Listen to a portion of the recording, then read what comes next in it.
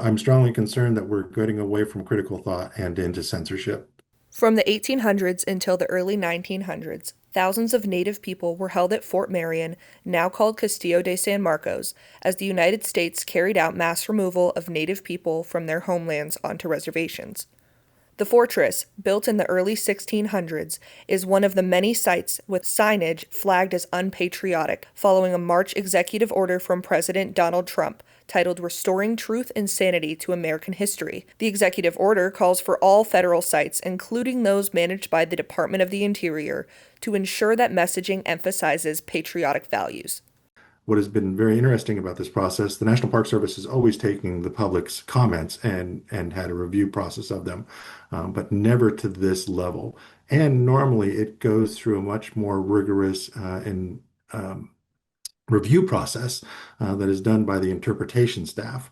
The National Park Service's interpretation regulations require it not just to go through ours, the National Park Service's process, but they also invite other scholars to ensure that it can stand up to scholarly review. They're being reviewed at Sand Creek Massacre Site, reviews at Alcatraz. There's been reviews just all over the country.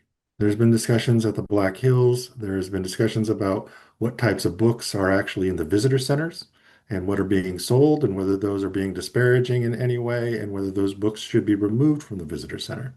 And the responsibility to uphold trust responsibility in government-to-government relations, those affected tribes would receive letters from the from the National Park Service asking if they have any concerns or comments towards the historical review, and would also then have a chance to comment on it and talk about their version and their side of the story.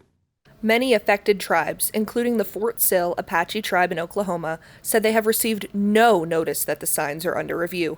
Technically, I have not heard that. We've not been contacted regarding that. I have heard that such things were being done at a great many federal facilities, but had not received any official notice. The Fort Sill Apache tribe is one of many tribes that was held at the site against their will in desolate conditions, awaiting further transfer away from their homelands.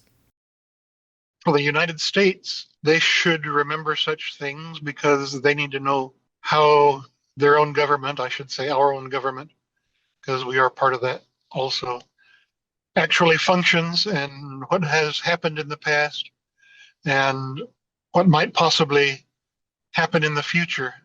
There are perspectives that are not reflected in the standard narrative, and it will take a lot of communication and understanding and adjustment to be able to get some of that information across.